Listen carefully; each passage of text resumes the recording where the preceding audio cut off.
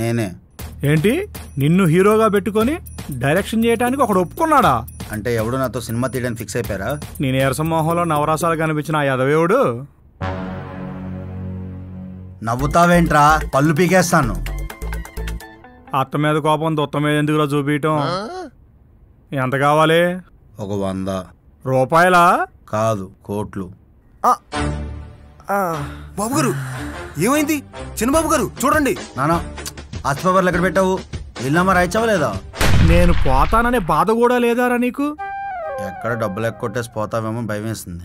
నా కొడుకు అనిపించుకున్నావు యాదావా. 100 కోట్లు ఎందుకురా? అవుతుంది మరి.